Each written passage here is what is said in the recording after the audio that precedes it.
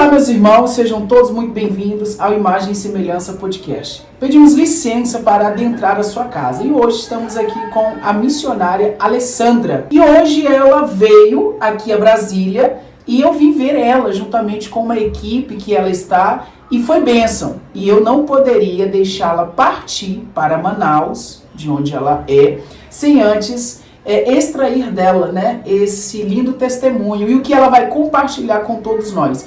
Então não perca tempo, inscreva-se aqui no canal, deixe o seu like, o seu comentário e ative aqui os sininhos, tá? Mas antes de ouvirmos a missionária Alessandra, nós iremos fazer uma oração, tá?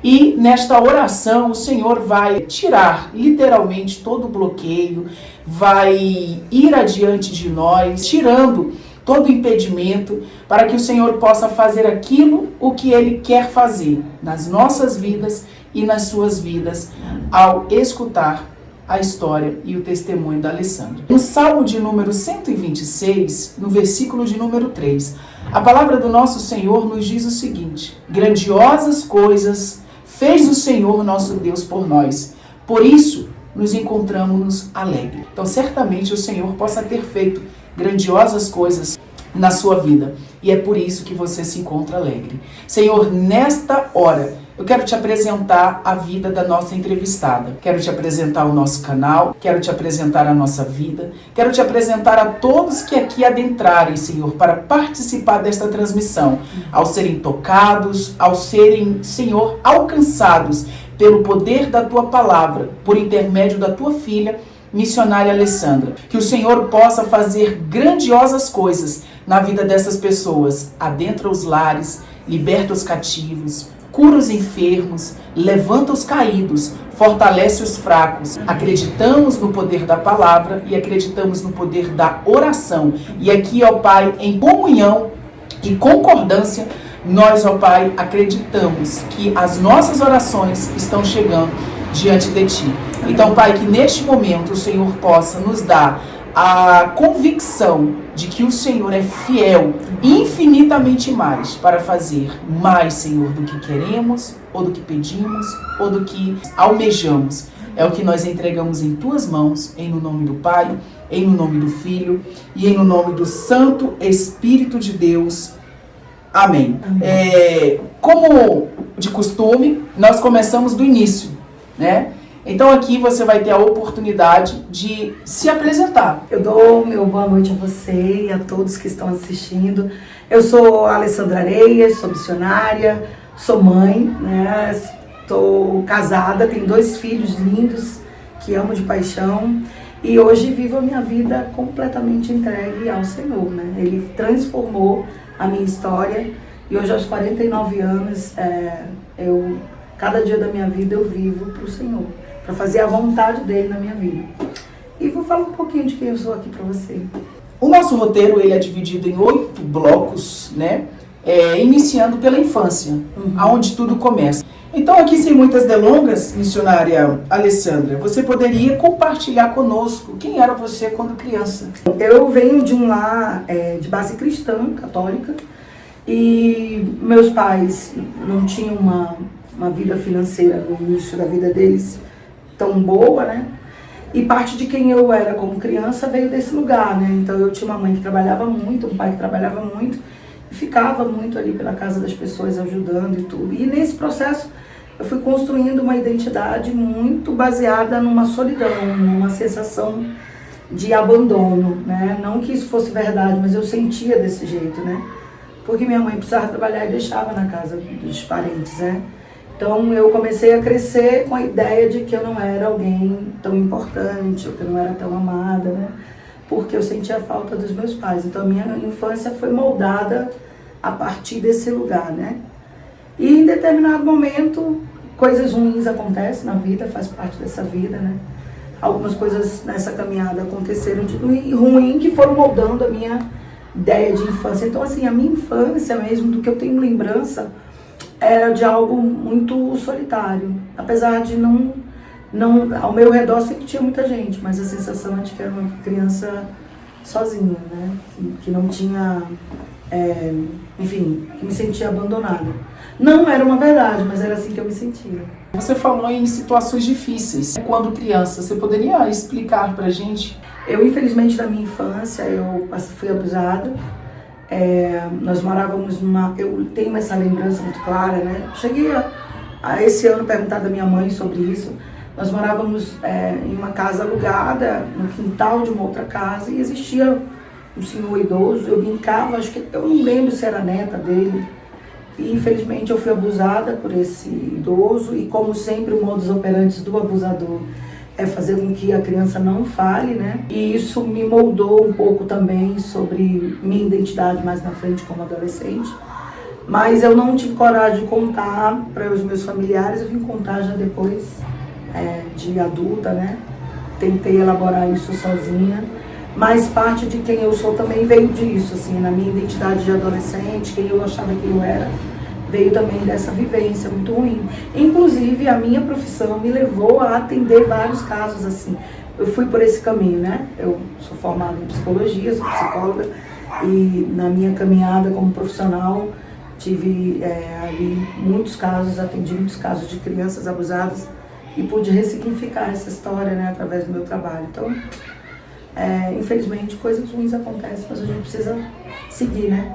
Eu agradeço a Deus que tenha me ajudado a elaborar. Você falou algo muito importante sobre o abuso, e nós não podemos ser omissos e fechar os olhos para essa realidade que está acontecendo hoje, nesses dias, o que não acontece agora. Eu sei que todos aqui têm as suas opiniões, inclusive, recentemente, repercutiu aí a fala de um pastor, que nós não vamos falar o nome por conta de ética e respeito. Você falando que é profissional na área de psicologia, a fala desse pastor foi a seguinte, que crianças abusadas, elas têm uma certa parcela de culpa. É lamentável esse tipo de pensamento, né? Porque você pega alguém adulto que tem noção da responsabilidade dos atos, você pega uma criança vulnerável e ativa ela na sua sexualidade, né? Então, assim, eu não consigo entender de que lugar ele fala isso, né? Como que a criança tem culpa. Eu lembro que eu ia para casa desse senhor para brincar com a neta dele, né? Ela tinha brinquedos e era isso que eu fui atrás. Ele aproveitou da minha vulnerabilidade, da falta de atenção da minha mãe, né? Acho que ninguém pensa assim, isso pode acontecer, né? Se minha mãe tivesse essa noção, ela jamais deixaria. Era só uma criança ainda brincar com outra criança. Então, quando você tem um adulto que aproveita desse momento, que é um momento, né, de criança, para usar para seu bel prazer, eu só posso lamentar para um pastor ter essa noção. Ele não tem noção do desfavor que ele faz para a sociedade, né? Porque a criança que é abusada, ela já tem que lidar, quando ela se dá conta de que isso era errado, de que isso não deveria acontecer, ainda tem o fator, toda criança tem a sua sexualidade, né? Então ela passa sim a se questionar quando ela tem essa noção, qual a participação dela, e isso é muito doído, porque nós sabemos que um adulto sabe exatamente o que ele está fazendo quando ele opta por abusar uma criança, né?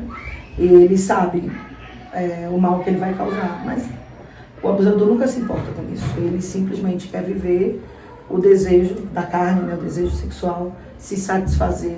Então, eu ouso dizer que isso é demoníaco mesmo, assim, sabe? Falando ainda sobre o abuso, e é importante isso, porque muitas mães e pais, inclusive responsáveis, passam por isso diariamente e não sabem lidar. Na sua concepção e opinião, referente até mesmo à sua profissão que a senhora atua, quais os traumas ou o que pode ser desencadeado a crianças que são abusadas? Então, toda a identidade dessa criança, ela pode ser moldada, interferida a partir desse episódio, né? Porque dependendo do grau do abuso, né?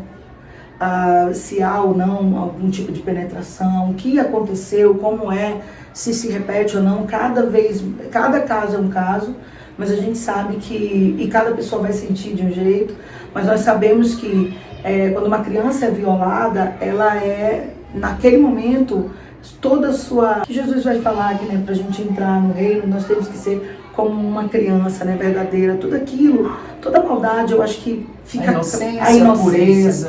A pureza da criança é retirada, né? Então, vamos ver... Ela é roubada, no caso. Né? Ela é roubada. E isso é criminoso. Porque toda aquela delicadeza, toda a pureza dela, ela passa a sentir na pele o mal. Como essa natureza do homem, da pessoa, do ser humano é pecaminosa. Então, assim, os males são diversos, né? A criança passa a ficar mais isolada, ela perde aquela alegria. Como identificar as principais características com crianças que estão sofrendo isso? Elas passam a ficar mais isoladas, algumas vão ter terror noturnos, outras começam a fazer... não ter controle dos esfínteres, fazem xixi, fazem cocô, né?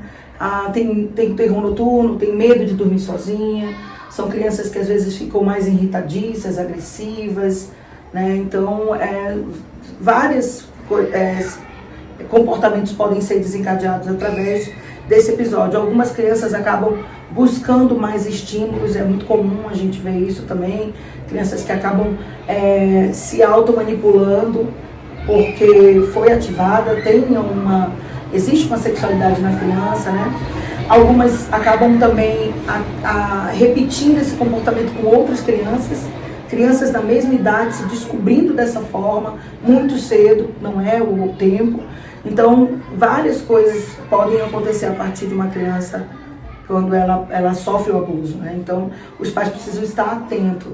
Eu sempre digo assim, criança brincando sozinha é um perigo, nunca deixe, sabe? Esteja ali vigiando, né? Esteja atento para que elas possam estar fazendo brincadeiras realmente para a idade delas. Nós vivemos agora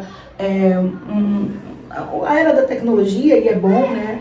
Nossas crianças vivem uma realidade completamente diferente do que era a nossa e a tecnologia é boa, mas precisa ser usada com respeito, não deixar aberto para que as crianças possam ter acesso rapidamente a conteúdos sexuais que vão fazer com que ela ache que aquilo é normal e queira experimentar com seus coleguinhas. Eu vejo que a sociedade não está pronta para entender isso também, né? Então, assim, você pega duas crianças ali da mesma idade que acabaram ali tendo uma relação, como a gente entende, uma relação sexual adulta, mas se descobrindo, e as pessoas não sabem como lidar com isso, como explicar, como intervir, e acabam causando um trauma maior. Então, assim, a gente realmente, os pais têm que estar atentos aos seus filhos. Criança brincando sozinha não é legal. Esteja atento, abre a porta, onde eles estiverem brincando, né? Fiquem atentos. Eu, por exemplo, eu tenho 2 filhos, hoje são adultos, mas eu, por conta do que aconteceu comigo, eu nunca deixei os meus filhos, infelizmente, dormir na casa de ninguém, eu não confiava em ninguém, mas isso tem a ver com a minha realidade, né? Então, eu acho que os pais, ninguém é para ficar neurótico também com isso, mas a gente precisa estar atento, cauteloso. Se a criança não quer abraçar alguém, se ela não quer tocar em alguém, tudo bem, respeita, a criança não quer. Você não precisa, tem que abraçar o tio. Não, se ela não quer, respeita, deixa, né? Então, acho que cada criança vai mostrar ali se ela está bem, se ela não está, com a presença de alguém. A gente sempre tem que estar pronto para protegê-los. E como foi na sua experiência, após o abuso, após você ser roubada a sua inocência, a sua pureza, como foi lidar com isso? Você foi ameaçada pelo abusador? Você falou como as crianças e pessoas abusadas, vítimas de abuso, ficam. Como foi que você ficou? Então, eu acho que teve um momento da minha vida que eu acho que isso teve um lapso de memória. Eu não consigo te dizer, dentro de um cronograma, o que aconteceu. Eu pulando já para fase, assim, o que eu percebo é que esse sentimento de solidão e de abandono, ele sempre me acompanhou e eu acredito que tenha sido desse lugar, né? Então eu tenho lembranças de ficar na casa de algumas pessoas, eu tenho lembrança na escola que era ruim essa sensação de estar ali na escola, eu tenho lembranças de quando meus pais demoravam para buscar na escola, era uma sensação de que a gente ia ficar ali, eu e meu irmão, né? Tem meu irmão, uma diferença de 1 ano.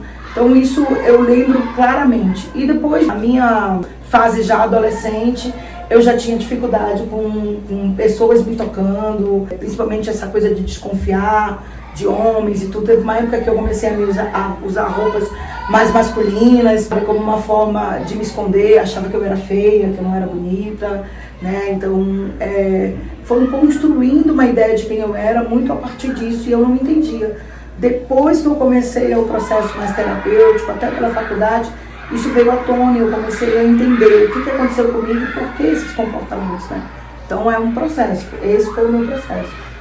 Missionária, você falou sobre vestir roupas masculinas, e isso é o que muito acontece com pessoas vítimas de abuso, Sim. né? Meninas, elas, para se resguardar, para se esconder do seu abusador, elas se vestem de meninas. Mas por algum momento passou pela sua cabeça a possibilidade referente ao lesbianismo? Sim, sim. Eu acho que eu não tenho como negar isso. Numa época da minha vida, sim. Muito em função disso, de achar que eu era feia, né? E de achar que os homens não entenderiam isso. Eu sempre fui muito grandona, né? Eu sou do norte, eu sou de Manaus. E as meninas de Manaus, elas são magrinhas, né? São cabelo... E eu não, eu sempre fui muito grande. Isso por si só, as pessoas falavam, é sapatão. Eu não era muito vaidosa, então eu só fui furar a orelha com 15 anos, quando eu fui fazer o baile debutante e tudo, né? Então, depois dessa fase ali, mais dos meus 15 anos pra frente, eu comecei a ter essa noção de que talvez eu não estava no padrão de beleza que a sociedade falava. Então, essa coisa de me sentir feia, de me sentir sozinha, ficou mais forte, né? Então, eu comecei também a buscar saber quem eu era. E a minha identidade foi muito moldada, muito pelo que as pessoas diziam. Então, se as pessoas diziam que eu parecia sapatão, talvez eu fosse mesmo. Não que eu buscasse isso ou sentisse desejo, não. Mas eu comecei a me vestir mais como se fosse skatista, sabe? Sim. Aquela coisa de se encontrar, então calças largas, sabe? Meio... Teve uma época da minha vida que eu acho que eu tinha uns 18 anos, eu raspei a cabeça, careca e tal. Então, sempre mudava muito meu cabelo, então isso mostrava realmente que eu tinha uma dificuldade de saber quem eu era, essa necessidade de ser aceita, mas também de ser notada, sabe? Olha, eu existo, eu tô aqui, né? E de certa forma, o outro lado, isso é um lado sombrio, o outro lado foi buscar estudar, sabe? Estudar, ler muito, querer viajar, querer conhecer as coisas, né? Então, mas parte dessa identidade foi moldada, acho que sim, pelo que aconteceu lá atrás. E você chegou a ter experiências com outras meninas? Eu vou falar isso, minha mãe depois vai dizer, você falou. Eu passei por uma situação lá atrás, eu acho que eu ia fazer uns 15 anos, de uma moça que enfim, aconteceu um acidente na família, e meu pai deu suporte, levava ela para casa, quis dar esse apoio para a família dela, e aí ela, à noite, a gente dormia num quarto com os meus irmãos, então era um beliche, e a minha cama era um beliche de um lado, e minha cama do outro, e tinha um corredorzinho, ela dormia num colchão ali. E à noite eu senti uma mão me pegando, e olha, interessante, eu desconfiei dos meus irmãos, era tão inocente essa questão, né? E aí era a moça, então ela criou uma ideia ali, uma ideia sobre mim e tudo. E esse toque, ele vai ativar alguma coisa em você. Se você for tocado e você não sabe quem é, você não vai saber dizer o que foi, mas você sente, porque nós temos sexualidade, dependendo de onde a gente for tocado. E aquela sensação foi ruim pra mim, mas ao mesmo tempo, essa moça viveu uma certa perseguição. A gente conta, parece novela mexicana, mas é real, acontece. E eu contei pros meus pais, falei, olha, criei coragem, contei, e eles não acreditaram em mim na época, né? Eles acharam que eu tava com ciúme da moça, né? Porque ela tava ali, vivendo as mesmas coisas. Aí ela escreveu uma carta, e eu mostrei essa carta. Mãe, já tá elaborado, mãe, mas eu preciso dizer, é a história. E aí eu entreguei a carta pra minha mãe, pra mostrar, e a minha mãe falou assim, mas cadê a assinatura? E eu me lembro que isso foi horrível pra mim, porque era a sensação, cara, eu tô sozinha, sabe? Ninguém acredita em mim. E aí depois veio à tona que de fato era real e tudo, mas todo esse desgaste emocional e tudo, foi essa perseguição. Olha, e a coisa é tão séria, eu vou falar isso, as pessoas que me conhecem sabem dessa história, que era 7 de setembro, era aniversário do meu pai, e foi também o meu chá, naquela época a gente fazia chá de beleza, né, quando ia fazer 15 anos. E aí ela foi pra ficar na casa com... Meu pai ia sair com a minha mãe e ela foi dormir lá. E a sensação de perseguição era tão grande, meu pai na época, não sei, eu vou ter que falar. Aqui é a verdade, né? Meu pai tinha um revólver, um 38. E aí eu entrei no quarto dos meus pais e peguei esse revólver, eu sabia onde ficava. E aí eu tirei ali as balas e tudo, mas eu não entendia como funcionava. E ficou uma, eu não sabia. E aí ela bateu na porta, olha, eu quero falar com você e tal. E aí eu peguei a arma, abri a porta, falei, olha, eu vou te matar. Aquela coisa de jovem, adolescente, inconsequente.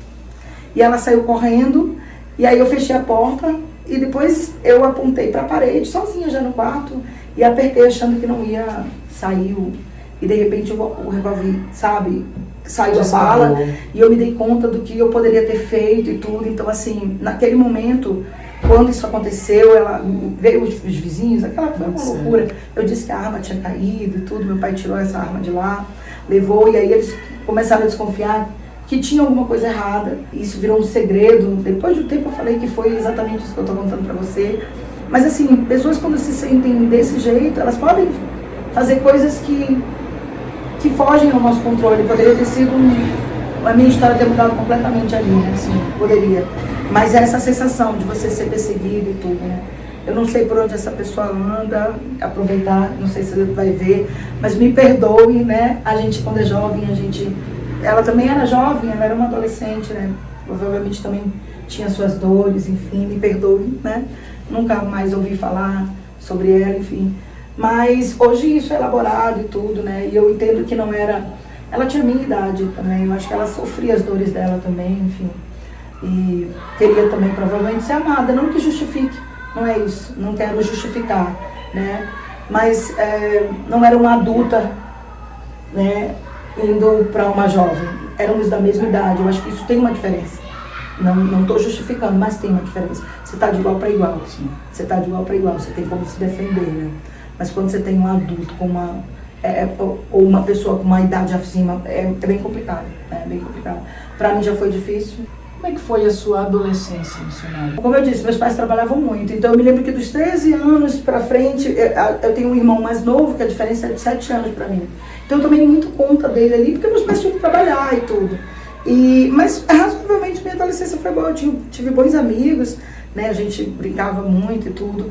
A minha adolescência eu não me lembro de algo tão doído. Meus pais eles tinham um restaurante, era um negócio familiar, e estava todo mundo sempre muito ali, né? Então, eu não me lembro de uma infância ou de uma adolescência muito sofrida. Eu frequentava a igreja e tomava conta desse meu irmão, e tinha os amigos. Acho que a minha adolescência foi ali, dos 13 até mais ou menos os 15 anos, fora esse episódio, foi tranquilo. Acho que o meu maior drama foi depois disso, assim, quando eu me afastei mesmo. E isso é uma coisa que eu vou falar, assim, eu frequentava a igreja católica e enquanto eu estava lá eu fui muito feliz. Eu penso que aonde a palavra de Deus está, as pessoas elas encontram a paz, né? Então quando eu saí dali, que eu fui caminhar sozinha, aí eu comecei a ter problemas mesmo com pessoas, né, com situações. Então a minha adolescência foi mais segura, assim, não foi tanto como a minha infância. Mas eu ainda tinha essa sensação de que eu era feia, enfim, né? Demorou um pouco para elaborar, já vim mais para a vida adulta. Complementando apenas o que você falou referente a quando você congregava na igreja católica e ali naquele momento você era feliz, sim. Eu quero apenas complementar algo que, independente da sua religião, sim, né, aqui sim. Nós muito respeitamos, sim. Todas as religiões. Por quê? Porque eu digo sempre que dentro de nós, missionária Alessandra, existe algo poderoso, que é uma arma, sim. Que se o ser humano, independente da fé que ele professe, se ele souber acionar esta arma ao sim. Seu favor, né, ele praticamente tem tudo que ele precisa em suas mãos. E o que é essa arma? É a fé. Sim. Até porque a Bíblia mesmo nos diz claramente que a fé é o firme fundamento das coisas que não se vê, sim. Mas se acredita. Contrapartida, Abraão, ele disse o seguinte em Romanos, salvo engano, Romanos capítulo 4, verso de número 20. E Abraão não duvidou das promessas de Deus, sim. Lançadas sobre ele por incredulidade, mas ele foi fortificado na fé, sim. Glorificando a Deus. Então, assim, independente se você é católico, se você é espírita, se você é cristão, sim. A fé que você professe, você tem a fé. E é muito bom você dizer que você era feliz. Se eu falasse alguma coisa diferente disso, eu ia estar mentindo. E é sobre isso, é sobre o evangelho, né? Então eu penso que as pessoas precisam... É uma crítica minha, acho que um pouco, ao próprio cristianismo evangélico, que às vezes eu vejo as pessoas falarem ou criticarem. Eu acho que falta essa maturidade de entender que é uma relação você com o pai. Eu não tenho uma autonomia para dizer que quem está ali não vive essa relação íntima da presença do pai. E enquanto eu estava lá, eu fui muito feliz mesmo. Que bênção. Missionária Alessandra, que tipo de pessoa você era na sua juventude? Aquela Alessandra sonhadora, tímida, rebelde ou estudiosa? Sonhadora, tímida, esforçada. Mas eu tinha que estudar muito para aprender, é um negócio impressionante. Mas eu sempre fui muito sonhadora e eu fui forjada para ser boazinha, sabe? Porque eu achava que assim as pessoas iriam gostar de mim. Então eu sempre fui muito empática, muito solidária, né? Essa é uma parte boa minha. Mas depois eu entendi que eu não precisava também exagerar, assim, sabe? Mas eu sempre fui isso, essa pessoa que sempre quis agregar, pacificadora. Já na minha vida mais adulta que eu fui um pouco mais colérica, muito mais sanguínea, olho por olho, dente por dente, antes de encontrar, né, o evangelho genuíno de Cristo, assim, de entender mesmo o evangelho, né. Mas, no geral, eu sempre fui muito amiga, muito companheira, sabe? De minhas amigas, as pessoas que me conhecem vão me confiar mais. Essa é uma pergunta agora muito importante. Se você pudesse voltar atrás agora, hoje, você nessa sua idade, com essa sua experiência, sabendo o que a criança Alessandra passou, o que a Alessandra adolescente passou, o que a Alessandra juventude passou até na sua fase adulta, com 2 filhos. Se você pudesse estar cara a cara hoje com a Alessandra lá antes daqueles traumas, daquelas sequelas e daquele abuso, o que você falaria para aquela Alessandra, criança? Nossa, isso é forte, né? Eu diria pra ela, olha, tá tudo bem, coisas ruins acontecem, mas você vai ficar bem. Você não tá sozinha, eu vou chorar. Você não tá sozinha. Você tem pais que te amam, mas que estão batalhando para te dar o melhor. Eles não podem ficar com você como gostariam, mas você tem um pai que te forjou antes do ventre da sua mãe. E como ele vai dizer lá em Jeremias 29:11, ele diz assim, ele que sabe o pensamento que tem a vosso respeito, que é pensamento de paz e não de mal, para fazer cumprir o que desejais. Então, quando eu entendi a minha identidade em Cristo, tudo fez sentido, né? Nesse mundo, a gente realmente é um mundo difícil de viver. Mas quando você acha o pai, você sabe que vai ficar tudo bem. Então, eu diria para ela, olha, você vai ficar bem, porque você tem um pai cuidadoso, né? Um pai que cuida de você. Você não estava sozinho, né? Então, eu diria isso para ela, aguenta aí, vai ficar tudo bem, né? Então, é isso. Às vezes, pessoas não se encontram lá na infância, porque aquela criança, hoje, tem muitas pessoas que falam, nossa, mas eu sofri tanto, eu passei tanto por isso, por tantas dificuldades, circunstâncias, se eu pudesse voltar atrás, eu faria diferente, né? Eu não passaria por isso, por aquilo. Mas você falou algo muito importante, que independente de todas as circunstâncias e dificuldades que a Alessandra passou quando criança, ela sempre teve um pai. Sim. Então, assim, é bom que você ainda vê aquela criança lá. Mas hoje, aqueles traumas, aquelas sequelas, toda aquela dor, toda aquela angústia foi transformada em bênçãos. Foi. E olha que interessante, o nosso Deus, ele é profissional de transformar coisa ruim em coisa boa, né? Eu, quando descobri a psicologia, que entrei na faculdade, eu jamais imaginei que eu fosse trabalhar com crianças que passaram por abusos. Inclusive, lidar com abusadores, né? Então, quando eu formei, em 2008, eu fui morar em Lábrea, no sul do Amazonas. E meu primeiro contato com isso foi na comarca de lá, onde eu atendi um abusador, e eu atendia dentro da delegacia. E ele tinha abusado de um menino de 6 anos, e na época meu filho estava com 6 anos. E como foi difícil olhar para aquela pessoa e tentar fazer um trabalho de forma ética, sem julgamento. Imparcial. Mas me doía muito entender como é que uma pessoa é capaz de fazer isso, né? E vivendo a dualidade do que era da psicologia e do que era da vida do Cristo, do que Cristo dizia. E é isso, assim, a natureza do homem, ela é uma natureza pecaminosa e a gente precisa todo dia lutar contra isso, né? Contra os desejos da carne, contra a nossa vontade, né? Morrer para aquilo que nós somos para viver a vontade do Pai. E aí, anos depois, né? Na verdade, naquele ano, 2008, eu vim para Brasília fazer um curso de perícia, né, contra abuso e exploração sexual de crianças e adolescentes.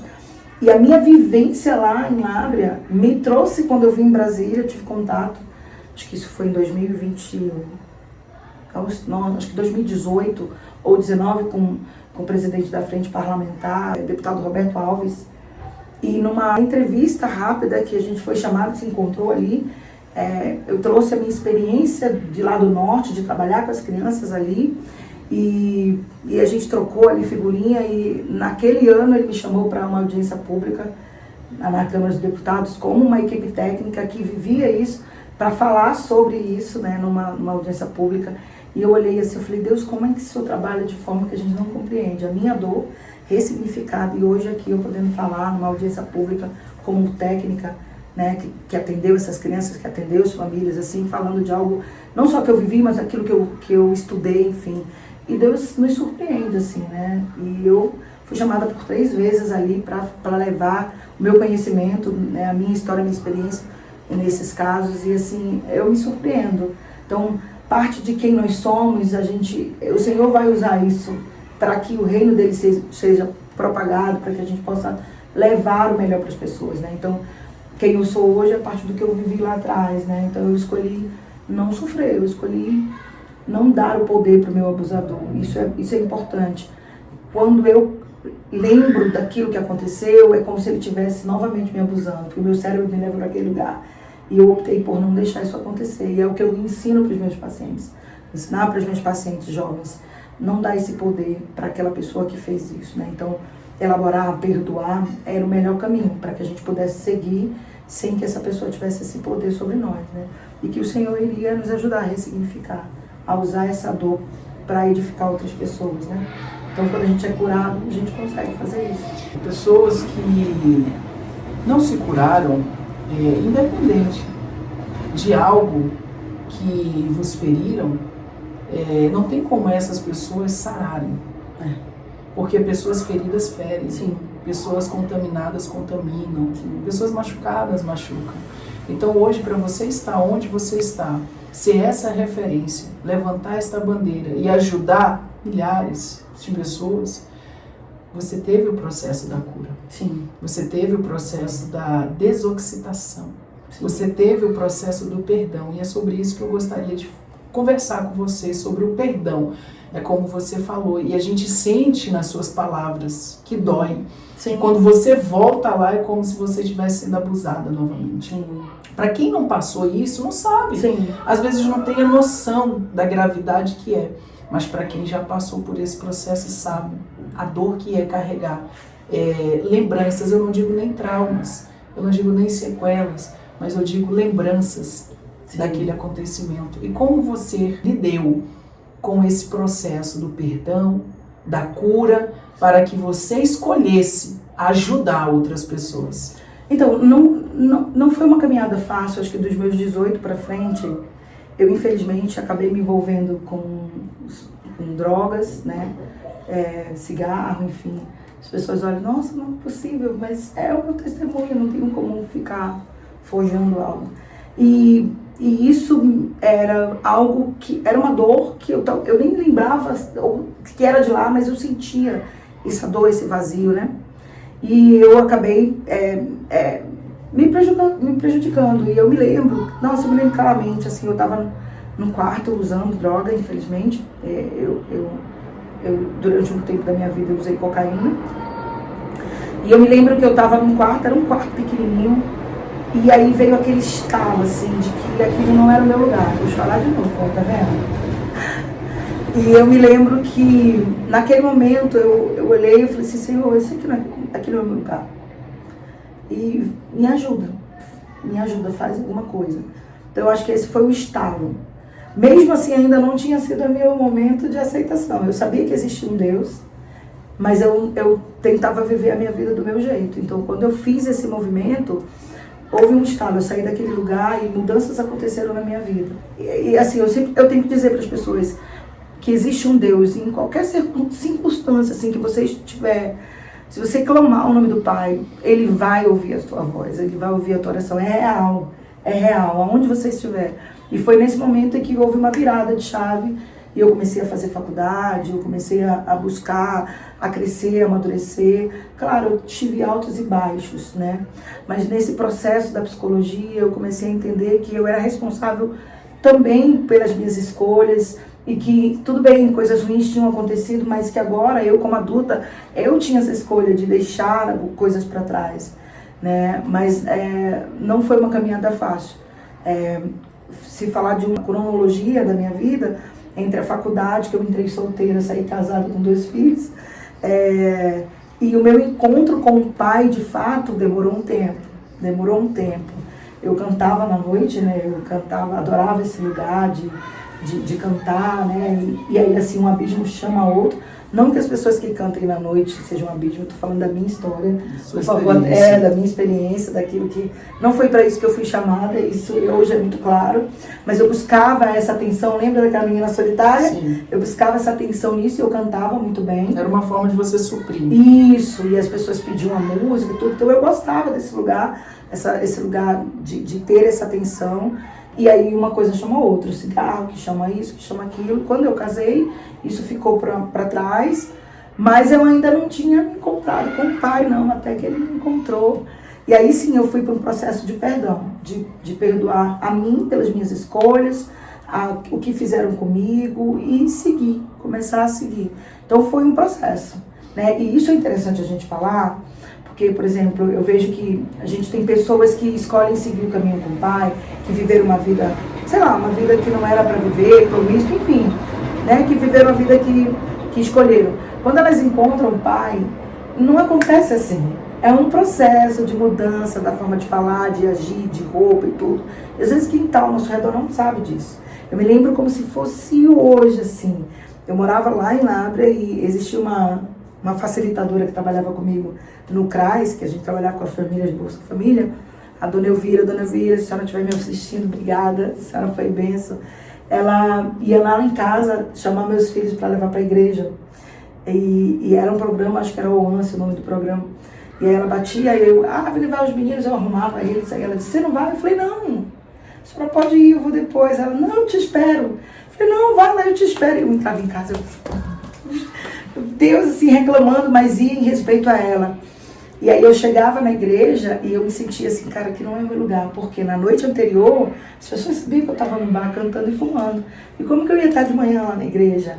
Né? Então, uma coisa que eu digo para você, não se trata das pessoas, é você e o pai, né? Mas a gente tem que se posicionar. Então, eu agradeço a ela porque ela insistiu, ela não desistiu de mim, né?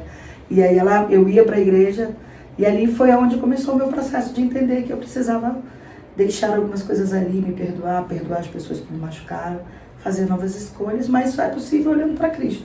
Se eu fosse olhar para a igreja, para as pessoas, e eu não posso culpar as pessoas também, sim, né? Nesse processo, quais foram as maiores lutas, dores e vazio que você teve e que você enfrentou? Eu acho que o mais difícil para mim era a sensação de que eu era só. Assim, a Bíblia vai falar das setas, né? Sim. Na psicologia a gente vai falar pensamentos automáticos, negativos, as crenças. Eu tinha uma crença de que eu era feia e que ninguém gostava de mim e que eu era sozinha. Então, durante muito tempo, isso moldou os meus sentimentos, as minhas emoções. E lutar contra isso, quando a gente não entende, é muito difícil. Porque eu não tinha momento de solitude, de olhar, era só momento de solidão, mesmo que eu estivesse com muita gente. Então eu mascarava muito, eu fazia brincadeira, não sei o quê, mas no fundo existia um vazio, né? Então eu tinha essa necessidade de querer ser amada, de encontrar alguém. E isso acabou moldando, a gente se entrega para um, para outro, a gente acha que a gente vai achar no outro essa coisa de ser amada, né? Então quando eu entendi que não, que era aquilo que tá, amar ao próximo como a ti mesmo, né? Eu não tinha esse amor próprio. E o que eu ia oferecer para o outro era qualquer outra coisa, codependência, dependência ou segurança. Então, quando eu entendi isso, aí eu consegui achar o marido que eu tenho hoje. Aí eu vou deixar a dica para quem não é casado, ó, pega a dica. Eu mesmo com a vida que eu levava, eu orava a Deus e pedia um marido. Eu pedi um marido que amasse a Deus, que fosse trabalhador, que me respeitasse. Eu tinha uma coisa com bater, né? Eu dizia que não me batesse. É um negócio, enfim... E ele disse que eu orei pouco, eu tinha que ter pedido bonito. Mas eu achei ele lindo. E casei com um homem maravilhoso, um missionário também, um homem de Deus. E eu olho para trás e vejo assim, cara, como Deus foi bom comigo, sabe? Como ele foi bom. Então ele não tem filhos preferidos. E eu vou dizer para você, se você se sente sozinho, se você acha que não é amado, se você foi machucado lá atrás, enfim, seja qualquer coisa que tenha acontecido na sua vida, creia. O Pai, o colo do Pai é lugar seguro. É lugar de renovo, é lugar de redenção, é lugar de refrigério, de recomeço. Creia, sabe? Nosso Deus, Ele é um Pai cuidadoso, né? E Ele tem sempre o melhor para nós. Missionária Alessandra, nesse processo de restauração, de restituição, né, na sua vida, de cura, de bênçãos, né, de tudo novo, de um novo tempo, houve medo da sua parte e resistência? Olha, interessante, medo sempre, engraçado, eu sempre tive muito medo da morte, tinha medo de perder meus pais, e depois que eu virei mãe eu tinha medo de perder meus filhos. Hoje eu não tenho mais esse medo. É uma coisa que eu falo para as pessoas, a gente precisa falar da morte, a gente precisa falar da morte. Eu falo, me emociono, porque eu louvo a Deus por Ele ter tirado isso. É claro que naturalmente todo mundo tem um medo de morrer, assim, né, de acontecer alguma coisa ruim. Nós não nascemos para morrer. Mas esse medo que eu tinha, quando eu encontrei mesmo a intimidade com o Pai, sumiu. Porque eu entendi que que a morte aqui é a minha passagem para ir para casa, sabe? Eu almejo ver meu Salvador, assim, fácil. E isso é muito bom, porque foi embora tudo. Eu sou livre, eu não preciso ter medo de nada, nem do que as pessoas vão falar, sobre quem eu sou, não. Porque eu sei quem eu sou em Cristo Jesus, né? A minha identidade nele. E eu sei que um dia eu vou para casa. Não tem dor, não tem sofrimento, não tem abuso, né? Então eu amejo de fato ver o meu Salvador, assim. Então eu não tenho mais isso. Eu tenho receio de coisas ruins que acontecem com os outros, com as pessoas, né? E a gente dá dor de ver as pessoas sofrendo e tudo. Mas eu não tenho mais medo. O meu maior medo que eu tinha era a morte. Quando eu entendi o significado da morte. Como aconteceu o seu encontro com Deus, com Cristo, com Ele? Então, eu morava em Lábrea e vivia essa vida, cantava e tal, né? Mas eu trabalhava e tudo, né? E sempre orei com os meus filhos. Meu marido vem de base batista e por isso hoje, né, eu vivo o evangelho protestante. E aí a gente tinha 2 filhos, o Lucas, o meu mais velho, de 6 anos, e o Pedro, de 3 anos. E aí o Pedro era uma criança que reclamava de dor no joelho, gritava e tudo, e os médicos diziam que era dor do crescimento, até que a gente descobriu que ele, na verdade, tinha um tumor ósseo. E aí o meu mundo e do meu marido desabou, porque a gente pensou, puxa, a gente fuma, né, bebe, vive a vida errada. Só complementando, agora você falou, né, que um dos medos que você tinha era de perder seus filhos. Exatamente. Né? E aí eu falava assim, poxa, se é pra ter um câncer, uma coisa que, por que não na gente? Por que nessa criança inocente? Então aí eu entrei numa briga, né, com Deus. E quando eu vi que eu não tinha como proteger meu filho disso, que vida e morte só tinha um Deus que tomava conta disso, aí a ficha caiu, né? Aquela coisa bem de gente velha. Aí eu me dei conta. E eu me lembro como se fosse hoje, eu recebi uma ligação de uma amiga, o marido dela, ortopedista, olhou o exame e ela falou pra minha amiga, você tem dinheiro pra fazer uma... Ele tinha feito uma tomografia e na tomografia deu. Na verdade, no raio-x, o médico, quando foi olhar, ele usava as botinhas. Aí o médico foi fazer um raio-x para trocar as botinhas. Quando ele olhou, ele falou, olha, apareceu um negócio aqui, eu vou encaminhar a senhora para um oncologista. Fizemos uma tomografia, deu o que tinha ali, agora precisava fazer uma ressonância para ver tecidos moles. E ali, quando eu recebi essa ligação, meu mundo desabou. E eu me lembro como se fosse hoje, assim. Vou chorar de novo. Que eu olhei pro céu e eu falei assim, numa vergonha, que eu não sabia nem como falar. Alguns anos atrás eu tinha falado com ele dentro de um quarto, quando eu usava droga, que ele me tirou daquele lugar, mas eu me afastei. Né? A gente tem essa tendência de parece ter os problemas que o Senhor pode resolver e os nossos. Aí aquilo, quando o negócio fica muito ruim, a gente volta pro Senhor, né? E aí eu olhei pro céu e falei assim, olha, eu sei que eu não sou sua filha preferida, olha, ainda tem essa ousadia. Mas eu falei pra ele, Senhor, se o Senhor me permitir criar meu filho, eu mudo a minha história de vida. Eu vou viver completamente pro Senhor e nunca mais eu vou me afastar da tua palavra. E, cara, tudo que você, eu falo pra você, fizer prova do Senhor, eu ainda não vi ninguém ficar sem resposta. E imediatamente ele me respondeu. Então, eu morava no interior, né, no sul do Amazonas, e estava em Manaus fazendo esses exames e eu precisava voltar. E os exames para criança de 3 anos de ressonância, ele precisa tomar anestesia para poder entrar na máquina. E era uma fila grande, eu não podia furar a fila, tinham todas as crianças com sofrimento. E naquele momento, o Senhor me mandou voltar lá na clínica, era na prova de imagem, e falar com o médico que tinha feito a tomografia.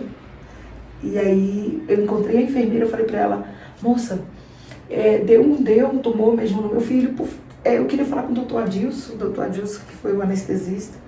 Daí ela veio de lá e falou, olha, isso era uma sexta-feira, falou, olha, ele mandou você vir amanhã, de manhã que ele vai fazer o exame do seu filho. Cara, é Deus. Deus foi mostrando e abrindo o caminho. Ela falou, pega seu documento, vai no teu convênio e traz amanhã. E assim eu fiz. Quando eu cheguei no hospital militar, o hospital estava fechado, alguém tinha falecido. Aí eu novamente duvidei. Aí tocou meu telefone, um vizinho, que era amigo nosso, eu falei o que estava acontecendo, e ele já falou com alguém lá, alguém veio me receber e fez o documento. Sábado eu estava fazendo. O doutor Adilson me botou no carro, me levou até o 28 de agosto. Tinha uma equipe de ortopedistas ali, o doutor Alessandro olhou, ligou para o doutor Rodrigo Polo, nunca vou esquecer. E ele marcou uma consulta para mim na terça-feira, eu estava na frente do especialista, o único especialista em tumor ósseo lá em Manaus, que atendeu meu filho, enfim. Então, assim, esse é o nosso Deus. Uau. É rápido. E aí começou a minha saga. Mas eu vou falar para você, não foi fácil. Depois o Senhor me tirou de Lábrea, me levou para Salvador. E quando eu comecei a parar de fumar, toda aquela vida que eu levava, né, que não edificava o reino, eu não conseguia orar. Eu ia para orar, eu sentia como se algo fosse pegar na minha perna. Realmente, gente, o reino espiritual ele existe, é real, existe uma guerra, né? E aí eu senti aquilo, e eu me lembro, eu morava no 12º andar, num apartamento de 43 metros quadrados, pequenininho, com 2 crianças. Meu marido estava viajando numa operação Peter, militar do exército. Eu peguei as crianças e saí no carro e fui atrás de uma igreja. E eu me lembro que eu entrei num bairro chamado, quem é de Salvador vai saber, chamado Resgate. Na primeira igreja batista do Resgate, tinha uma placa assim escrito que o culto na quarta-feira começava às 19 horas. Eu sentei ali, aí daqui a pouco chegou alguém, abriu a igreja, uma igreja pequenininha. E quando eu sentei, o Senhor falou comigo profundamente naquela, falou direcionado para mim. Ele disse que eu podia confiar, que tudo ia ficar bem. E a pregação foi toda para mim. Naquele dia eu dormi. Peguei meus filhos, fui para casa e dormi. Domingo eu estava onde? De manhã? Na EBD. No domingo à noite lá. E eu fui dando esses passos. E a minha história foi sendo escrita ali naquele lugar. E justamente aonde iríamos chegar agora nessa pergunta. Como foi que a igreja te recebeu, missionário? Então, quando eu fui para lá, eu já tinha falado com o pai já tinha me mostrado o poder dele. Sim. Então, quando eu cheguei lá, era uma mãe com 2 crianças, ninguém sabia quem eu era. Eu fui muito bem recebida, não contou a irmã, graça e paz, aquela coisa, me sentia acolhida. Ninguém sabia quem eu era só uma mulher ali. E durante muito tempo eu fiquei calada. Interessante isso, eu fui aprender. E eu fui muito bem tratada. As pessoas não sabiam, olha, muita gente que me conhece vai ouvir, nunca ouviu o meu testemunho, incrivelmente. Vamos ver aqui. Que privilégio, né? Olha só, família. Muita gente assim nunca tinha feito. E as pessoas foram muito cuidadosas comigo, né? Elas não sabiam a minha história. Até porque a gente fica com medo de ser julgada, né? Fica com muito medo de ser julgada. E aí eu fui naquela caminhada, construindo, e teve meu batismo, eu não era casada, eu vivia a união estável, e aí fui casar. É interessante, porque eu comecei, o meu pastor falou assim, olha, você não vai poder batizar, você não é casada. Não, eu falei pra ele, pastor, eu não vou poder batizar, eu tinha feito discipulado, eu não sou casada, ele não tem problema não. Casa que a gente espera. E aí a gente casou, batizei, realizei meu sonho, porque eu achava que eu não queria casar na igreja. Eu inventei essa história, essa mentira pra mim, né? Eu sempre tive vontade de casar na igreja. E aí casei na igreja da minha sogra, lá no Rio de Janeiro. Foi lindo. Então, quando eu ajeitei a minha vida, o Senhor mostrou, era isso que eu quero pra você. Eu quero uma vida feliz, uma vida comigo, uma vida que vai ter peso, porque no mundo tem, mas você vai saber que tá tudo bem. Coisas ruins acontecem, mas vai ficar tudo bem. Então, eu fui me encontrando, né? E o que eu lamento hoje é não ter tido esse encontro antes. A sensação de ter perdido tempo, sabe? De ter levado o evangelho. Então, a minha sede hoje, quanto mais eu puder levar, falar do amor do Pai, né? O meu testemunho serve para edificar a igreja, né? Claro. É isso, assim, eu só lamento isso, não ter encontrado, não ter tido esse encontro antes. E é claro que a nossa vida ela é feita de processos, Sim, né? sim. Etapas. Sim. E eu acredito que a sua vida ela não tenha, assim, melhorado 100%. Sim. Claro que melhorou muito, Sim. né? Em várias áreas da sua vida. Só que o Evangelho, ele não é só um mar de rosas, Não. né? Não. Não é só facilidades. Até porque qual seria o objetivo? Isso aí é palavras minhas. Qual seria, missionária Alessandra, o objetivo de um cristão servir a Cristo e ao seu Evangelho se não tivesse nada a que renunciar? Sim. Seria muito fácil, Sim. todos seriam cristãos.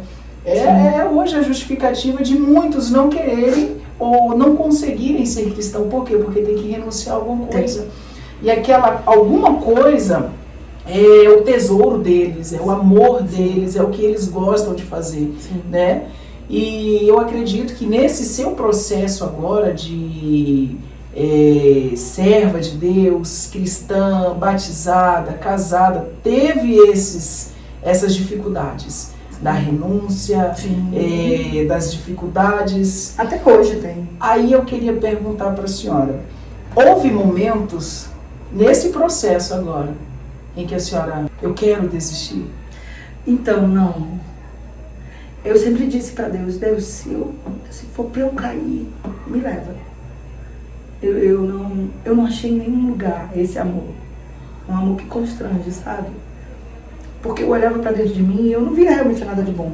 Então eu nunca pensei. Eu tive já a recaída, eu me lembro de 2018. Isso é interessante falar, porque senão fica parecendo que a gente é perfeita, não é. 2018, eu morava já em Brasília e eu fumava, eu sou ex-fumante. Então, aquilo que é a sua área de recuperação, tome cuidado, não vá, porque é um problema. E eu tinha uma amiga que fumava e tudo, e a gente tinha uma sociedade. E um dia ela acendeu um cigarro, eu peguei um cigarro e acendi. Aí foi uma recaída. Nossa, como foi sofrido. E foi rápido. Rápido. E aí eu conheci um programa que chama Celebrando a Restauração. É um programa de 12 passos, né? Ele existe no Brasil já bem consolidado. Existe recuperação, restauração, tem transformação. Mas todos trabalham 12 passos baseados na Bíblia. E eu comecei a fazer ele aqui em Águas Claras. Eu morava na Asa Norte. E vinha toda terça-feira, rodava, são 25 quilômetros, né? No horário do rush. Muito humilhada, assim, muito envergonhada, ninguém sabia. Mas eu tinha pedido, Senhor, eu tô fumando, eu vou cair, já caí, né? Toda a identidade de quem é a Alessandra, a irmã Alessandra, foi horrível isso pra mim. E aí eu precisei vir e me submeter, sair da negação e entender que sim, que eu tinha caído e que eu precisava de ajuda. E nesse programa eu consegui falar, porque o pecado você precisa falar, confessar, né? E aí eu confessei e comecei a minha caminhada. Então, qual é o meu cuidado? E aí eu digo para as pessoas, cara, tenha cuidado com a sua área de recuperação. Aquilo que você já viveu, você tem que ter cuidado. Então, por exemplo, eu cantava na noite, as pessoas até criticam. Eu não faço parte do grupo de louvor. Não, mas você está curado? Eu tô, mas eu me conheço. Aquele lugar de palco, de atenção, era um lugar que eu amava. A minha natureza fazia isso, então eu não faço isso, porque eu não quero dividir a glória do Pai, eu não quero. Então, as pessoas falam, mas não tem problema. Sim, eu posso ir lá, mas eu não faço. Por quê? Porque eu não quero me perder. Eu sei a minha natureza é ruim. Então eu evito esse tipo de coisa, sabe? Eu fico lá embaixo, eu louvo com a igreja toda, eu não preciso estar no centro da atenção, porque eu me conheço, eu já estive nesse lugar. Eu não vou dar a brecha para de repente eu achar que eu canto muito, e sabe, e fazer da adoração algo mais sobre mim do que sobre o Pai. Então eu tenho essa preocupação, né? Então, quando você se conhece, quando você sabe quais são as suas fraquezas, quais são as coisas que podem te fazer afastar você do Pai, você precisa ser verdadeiro com você e admitir. Então eu admito que, de fato, é um perigo para mim. Então eu evito ter contato com coisas que possam me fazer a voltar a viver coisas antigas. Por exemplo, a gente ia em aniversários e tudo, e tinha alguém tocando voz e violão. Não tem nada a ver, você poderia ir lá cantar, né, pra todo mundo e tal. Sim, mas pra mim não dá pra ser isso, porque eu vivi nessa disso.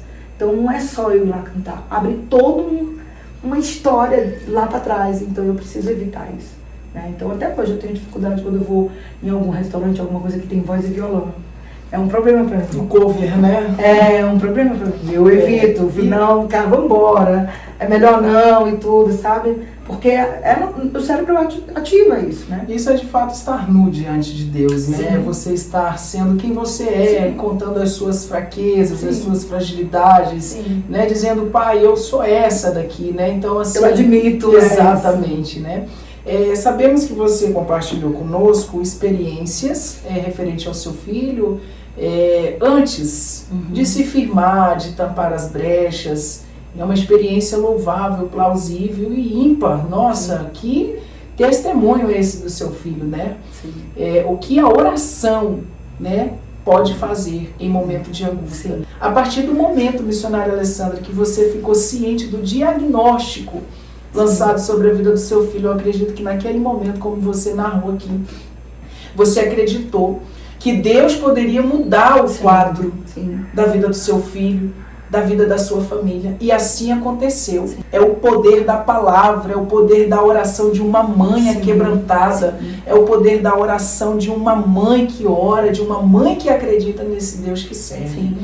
E aqui nós ouvimos você narrar esse testemunho. Essa experiência quando você ainda nem firmada era. Nem firmada, exatamente. Mas agora a pergunta é a seguinte: qual foi a experiência marcante com Deus depois da sua conversão?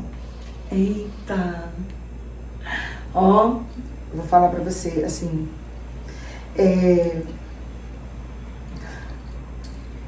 não tem problema se chorar novamente. Eu penso que foi muito... Sabe quando você lê a palavra, busca, e você consegue perceber ao seu redor detalhes de coisas que estão acontecendo e fala, isso é sobrenatural. A minha maior experiência era o meu primeiro amor.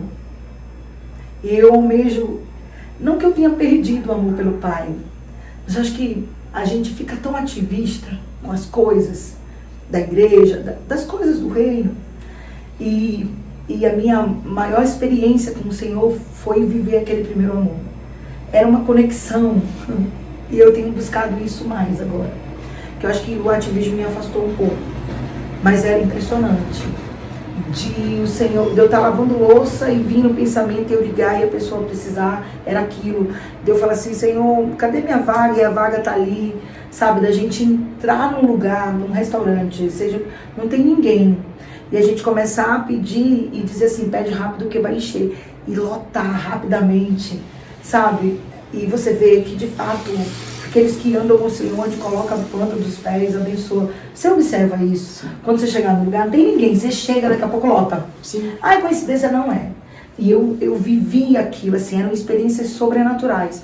Não é que eu não vivo agora, mas eu não sinto como se fosse da mesma forma. Então, eu estou em Brasília, na verdade eu estou viajando desde o dia 13 de outubro. Né? E volto para casa só dia 30. Por quê? Aí vai ter a ver com o que você está falando. Eu fui para um programa chamado Acabando, não sei se você já ouviu falar. Sim, já ouvi. Então, por que eu fui para esse lugar? Porque eu comecei a sentir que eu precisava de um processo mais profundo. E que eu sabia o que eu precisava fazer, mas sabe quando você ainda tá... Eu queria o sobrenatural. Sabe o sobrenatural? Daquilo que eu vivi lá atrás, eu falei, Senhor, me perdoa, porque eu fiz tantas coisas. E talvez eu tenha deixado um pouco de lado essa intimidade mesmo maior, que eu tinha lá no primeiro amor e tal, né? E aí eu pedi pro Senhor e Ele me levou para esse lugar. E esse lugar a gente fica 7 dias. 7 dias. Uau. E as pessoas falam, a cabana tem a ver com filme. Não, não tem a ver com filme, é bíblico. Tem a ver com... No livro de Neemias, quem for buscar vai ver, que é aquele tempo que se separava para ficar com o Pai. E eu fui para lá, né? Eu louvo a Deus pela possibilidade de fazer isso. A gente sabe que nem todo mundo consegue, mas enfim, eu fui. E foi sobrenatural naquele lugar. E eu fui buscar naquele lugar. Falei, Senhor, eu quero que o Senhor me mostre o que eu preciso fazer. Fala comigo para a questão da intimidade, que mudanças eu preciso fazer, porque eu quero mais profundo, eu quero sentir aquilo de novo. Eu sei que o Senhor é comigo, eu sei, eu vivo isso. Mas eu quero o sobrenatural. E eu naquele lugar achei. Assim, 7 dias, né? A gente fica rindo. 17 dias procurando Jesus, Ele estava do meu lado o tempo inteiro.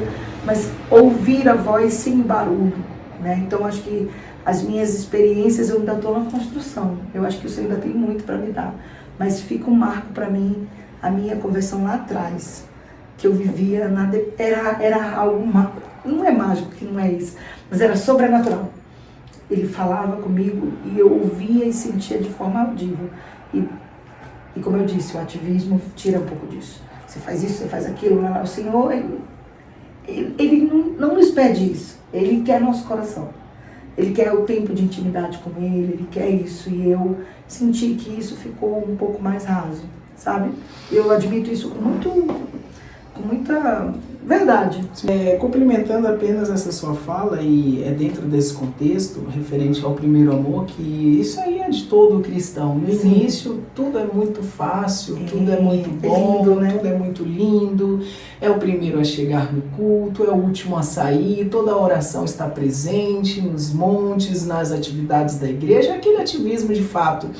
Mas tem uma palavra sobre a oração de Abacuque, que ele diz o seguinte: ó Pai, aviva a tua obra, a notifica no meio dos anos. Sim. Porque no início a gente leva como letra, mas no meio dos anos, então o segredo está em perseverar. Sim. Mesmo nas dificuldades. Abacuque, ele viu a dificuldade de Israel.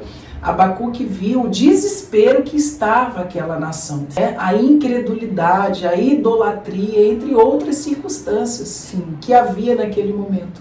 Mas a oração dele foi em prol a todo o povo. Aviva, Senhor, a tua obra, a notifica no meio dos anos. Eu acredito, abrindo aspas aqui, parênteses, que a nossa nação brasileira será um país de referência na terra, em que sairá daqui um grande avivamento. Eu creio muito nisso. E essa busca, nós somos responsáveis quanto... Porque o avivamento, ele para surgir, precisa de oração, jejum, precisa de intimidade com o Pai, precisa dessa busca. Na Cabana trabalha muito isso. Nas escolas de avivamento, chamado, de caráter. Então, eu deixo aqui, não sei fazer mexendo em nada, mas aquilo que é bom a gente divide, né? Sim. Foram momentos maravilhosos ali naquele lugar. Assim como o próprio Impacto Radical teve muita influência na minha vida, a Cabana, nesse momento, foi fundamental para me alinhar de novo, assim, sabe?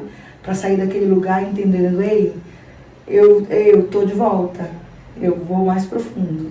E eu vou voltar a viver cada vez mais o sobrenatural do Pai, porque é joelho no chão. Mas hoje, qual é a sua relação com a igreja? Então, eu amo a minha igreja local. Eu sou uma pessoa muito crítica também, às vezes o Senhor sempre fala no meu coração, calma, filha. Eu creio de fato que a igreja que eu estou hoje foi o meu Deus que me levou para lá. Sim. Eu procurei várias igrejas e foi naquela igreja que Ele colocou. Eu amo a minha igreja, os meus irmãos. O meu pastor é sobrenatural, assim, é um pastor missionário. E eu tenho uma relação maravilhosa com a igreja local. Mas às vezes tem essa coisa, eu quero no meu tempo, né? Hoje eu faço parte do Ministério Infantil, estou liderando ali, não sozinha, tenho uma equipe maravilhosa, as minhas irmãs, assim. Por isso que eu estou aqui, que elas estão lá, né? E a minha relação é maravilhosa. Assim, eu almejo muitas coisas para a minha igreja local, né? Principalmente um trabalho voltado para a comunidade, onde a gente possa realmente fazer a diferença e impactar no bairro que a gente está. Acho que a minha igreja já vem fazendo um trabalho mais, se abrindo cada vez mais para isso, né? E eu creio que a gente vai avançar um pouco mais na comunidade. Então eu tenho uma relação maravilhosa com a minha igreja local. Assim. Você tem algum cargo eclesiástico na igreja? Então, hoje eu sou líder do Ministério Infantil, né? Hoje eu sou líder do Ministério Infantil. mas eu participo de tudo. Assim. E é interessante que, assim, não é uma coisa que o Ministério Infantil é o que eu sei fazer. Não é o que eu, na minha opinião, faço de melhor.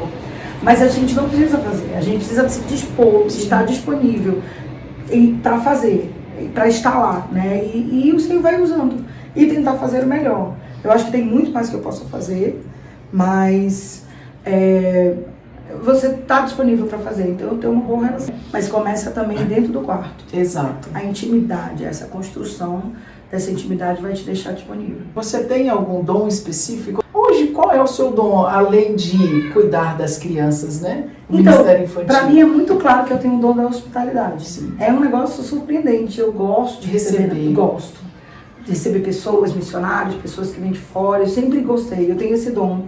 É real. Quem me conhece sabe disso. E Deus me deu, eu penso que é um dom mesmo, da escuta, de saber falar aquilo que o outro precisa para melhorar, né? A minha profissão, eu sou vou fazer 20 anos de formada e eu acho que isso é um dom também. E é uma coisa que, por que eu digo que não é só um talento, é um dom? Eu antes de atender meus pacientes, eu oro, eu entrego os meus atendimentos ao Senhor. Eu não preciso evangelizar meus pacientes, cada coisa no seu lugar, né? Ali não é lugar para isso. Mas eu oro pelos meus pacientes antes, pelo atendimento. Eu peço para que o Senhor tome a direção. E não só isso, eu oro pelos meus pacientes. Eles nem sabem disso, mas eu oro. Isso, porque eu creio que o Senhor vai nos usar no trabalho que nós estivermos, aonde a gente estiver. É agora, o tempo de evangelizar é agora. Então eu penso que o fato de fazer isso faz com que os meus pacientes melhorem. Porque o Senhor me dá o tom certo, a coisa certa para falar. E flui. E as pessoas ficam melhores com isso, né? E elas avançam. E, como eu disse, novamente, eu não evangelizo meus pacientes. Porque ali não é o lugar, não é isso. Mas eu tenho toda uma cobertura espiritual dentro daquele set. Porque eu creio que o Senhor está ali. Eu já me vi em situações que eu não sabia o que dizer. E naquele momento eu fazia uma oração silenciosa. Senhor, me ajuda. Seja o Senhor aqui, teu filho está aqui, eu não sei o que fazer. E o Senhor dá um movimento, escape, o tom certo, a palavra certa, e a coisa flui. Lidar com você é difícil. Assim, eu falo por mim, lidar comigo mesmo é difícil. Sim. Agora imagina você ter que lidar com outras pessoas, com outras mentes, com outros corações. É, de fato, recorrer a quem pode lhe ajudar. E é uma doação, assim, você precisa gostar de gente. Você precisa se importar com a história do outro. Você precisa ter empatia. Porque a gente nunca vai sentir como o outro sente, porque somos diferentes. Só o outro sabe a sua dor. Mas quando você se propõe a ouvir de fato, de forma genuína, e querer dar o melhor para o outro, algo sobrenatural acontece ali. É impressionante. Missionária Alessandra, como foi que você descobriu esse dom e como você se sentiu quando você estava de fato sendo usada nessa área? Então, a gente fez lá na igreja um curso de liderança e tudo, e num desses cursos, num dos módulos do curso falava sobre dons, como que a gente vai descobrir seu dom e tal, e a gente fazendo ali, aí fui vendo check. Falei, gente, eu tenho um dom da hospitalidade mesmo, e de fato isso e tal. Então não é nada sobrenatural, mas a gente vai vendo aquilo que a gente consegue fazer para o reino. Então, esse eu acredito que eu tenho mais, né? Todo mundo acha que tem mais. Tudo que a gente se coloca para fazer em prol do outro, né, que é aquilo que o Senhor nos ensinou, é um dom do Senhor, né? Olhando para a câmera, missionária Alessandra, qual é o conselho que você daria àquelas pessoas que ainda não descobriram os seus dons e para o que foram de fato chamados? É importante que você olhe para dentro de você e admita para você algumas coisas. Não só as coisas ruins, mas as coisas boas. Porque a gente às vezes tem dificuldade de falar das nossas qualidades. Então, admitir para você, não, eu sou bom nisso, né? Não tem problema. Às vezes as pessoas pensam, vai parecer que eu sou... Como é que se diz? Que eu sou metida ou não. Admita os seus dons, admita os seus talentos, né? As suas habilidades. E quando você usa isso para o reino, é seu dom. O Senhor vai te usar para que o reino dele seja propagado mesmo, né? Então você tem que olhar para dentro. E essa é uma das maiores dificuldades. A gente tem dificuldade de entender quem nós somos. Então a pergunta que fica é quem é você, né? E às vezes a gente diz, eu sou psicólogo. Você não, isso é o que você faz. Mas quem é você em essência? Né? As coisas que me fazem ser a Alessandra. Então, quando você sabe quem você é, tudo fica mais fácil. Às vezes a gente tem essa dificuldade. Eu gosto muito da passagem, acho que é em Mateus 3, se eu não estou enganado, que vai falar sobre o batismo de Jesus. E eu acho que no 4 vai falar que ele já foi levado para o deserto, né? Então, no batismo, eu acho que é Mateus mesmo, depois a gente confirma. No batismo, ele, quando é batizado, ouve-se uma voz do céu, que é o próprio Deus, dizendo: eis aí meu filho amado, em quem me comprazo, né? E o Espírito Santo vem em forma de pão e desce nele, ali sobre ele. E aí ele é levado para o deserto. E aí é interessante que quando ele está no deserto, depois de 40 dias ali, o inimigo aparece, né? Satanás aparece e tenta ele. E uma das primeiras tentações que ele faz é: se tu és o Filho de Deus, né, transforma essa pedra em pão. Então, assim, Cristo foi tentado na identidade dele. Se tu és, ora, todos ouviram uma voz vindo do céu, ele sabia. E quando Cristo sabia quem ele era, ele repreende Satanás dizendo: não, mas não só de pão viverá o homem, mas de toda palavra que sai da boca de Deus.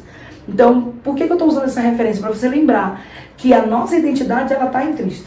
Então, se eu sei quem eu sou em Cristo Jesus, cara, os meus dons e os meus talentos, eles vão aparecer, né? Então, que você nunca permita que as pessoas digam quem você é. Você é aquilo que o Senhor diz que você é, né? Então, descubra a sua identidade nesse sentido, né? E alinhe seu caminho ao Senhor e tudo vai ficar bem. Missionária Alessandra, como você usa hoje o que Deus te deu para abençoar muitas vidas? Hoje eu tenho um desespero, Paulo. Hoje, como eu te disse lá atrás, a sensação aos 49 anos é que eu perdi tempo. Perdeu tempo. Tem uma menina, um vídeo no YouTube, eu não vou lembrar o nome dela, cara, me perdoa, que é uma menina muito nova, ela acho que até era da igreja adventista, conta a história dela. A semana inteira ela fazia as coisas para o pai. Na segunda ela fazia uma cooperativa, se eu não estou enganado, ela visitava idosos, ela tinha um culto no lar, era a semana dela inteira, e ela estudava tudo. E quando eu vi o testemunho daquela menina, ela faleceu num acidente de carro, mas ela viveu muito pouco, acho que uns 13, 14 anos. E ela viveu de forma intensa a vontade do pai. Quando eu olho aquele testemunho daquela menina, eu não vou lembrar o nome dela, eu me dou conta de que eu fiz muito pouco. Então, assim, hoje eu vivo essa vontade de levar o evangelho de forma genuína. Então, eu vim desde o dia 13 ao dia 19, fiquei na cabana, depois a gente veio para cá para o treinamento, né, do Impacto Radical Kids. Viemos com 15 pessoas lá de Manaus para a gente implantar e levar essa ferramenta que o Senhor levantou para evangelizar crianças, trazer cura e tudo. Então, hoje minha sede é de fazer a vontade do Pai. Embora Ele tenha falado comigo: olha, diminui, presta atenção, pode fazer tudo isso, mas eu quero você aqui no quarto comigo, eu quero você em intimidade comigo, e eu vou fazer, né? Então, tudo que você quiser fazer, se você construir essa relação de intimidade, presença com o Pai, você vai avançar. Então, Ele falou isso comigo lá na cabana, me ativou dessa forma. Então, eu estou voltando para casa com essa bagagem, de ativar essa intimidade cada vez mais com Ele. E Ele vai fazer o resto, eu creio, né? Até que Ele venha. Falta 2 blocos agora, entramos sobre família, casamento e sonhos. Ainda não sabemos o nome do Felizardo, né? Meu amor. Mas aqui você vai falar, você é casada. Como foi esse encontro e como é a sua família hoje? Gente, olha, eu sou casada com o Anderson, o amor da minha vida, meu ser humano preferido. Ele vai ver esse vídeo aqui, ó. Ele é minha pessoa preferida. Tô numa saudade, amor, tô chegando. A gente se encontrou num momento muito difícil da minha vida e acho que para ele também.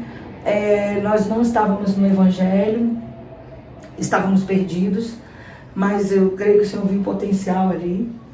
E quando a gente se encontrou, cometemos muitos erros, né? Quando a gente não está no Evangelho, a gente comete muitos erros, mas no momento certo a gente alinhou o nosso caminho com o Pai, e a gente identificou os erros que a gente tinha cometido e, de fato, nos colocamos diante do Senhor, pedimos perdão e Ele abençoa, né? Porque o Senhor está pronto para sempre nos abençoar, para nos perdoar. E aí começamos a nossa caminhada juntos como família, tivemos 2 filhos, na verdade tivemos 3, o nosso primeiro, né, infelizmente, faleceu. E aí nós temos o Lucas, que é o nosso primogênito, de 22 anos, que agora está numa missão no EMEN, uma escola de evangelização e música. Ele foi em março desse ano, volta agora em dezembro, né? 8 meses mais ou menos. A gente deu o nosso melhor, a gente fica muito feliz de ter nosso filho lá vivendo uma missão. E temos o Pedro, que tem 19 anos. O Pedro está no espectro autista, nível 1 de suporte, uma bênção, assim. E começamos a viver a nossa história encaminhando os meninos na palavra, ensinando como viver isso. Não é fácil, né, missionária? Não é fácil. Nós não somos uma família perfeita, não existe. Todo mundo tem seus altos e baixos, né? Eu sou muito crítica também, às vezes eu me cobro muito, às vezes eu cobro muito das pessoas, né? E tem esses meus momentos de rompantes e tudo, e aí eu vou pro braço do pai e tudo. Mas assim, a minha família é o meu alicerce, assim. É ali onde você se sente segura, se sente amada. Eu adoro minha casa, assim. Hoje eu moro em Manaus.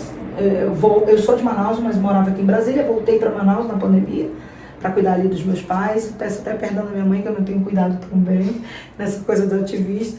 Mas tô voltando, mãe. E assim, faço as coisas que eu preciso fazer, vivo os projetos que eu preciso viver. Mas a minha família é assim, meu lugar preferido, meu lar. Como é que você consegue conciliar família e ministério? Então, hoje o Senhor eu vou pisar no freio, vou confessar para você.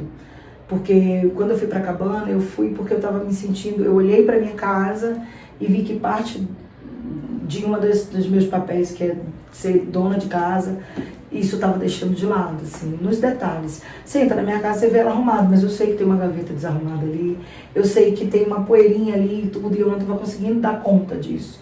Claro, a gente pode contratar alguém, né? Não é essa questão, não é sobre isso que eu estou falando, é sobre, de fato, estar imersa ali naquelas coisas. Então eu estava deixando minhas coisas de lado. Sabe aquele almoço que você faz, o arroz, o feijão e o frango, tá aí, não tem uma salada, não tem nada, e tava tipo, estou fazendo para sobreviver. Então eu me vi de repente fazendo isso porque eu tinha coisas muito mais importantes para fazer, justificando isso, né?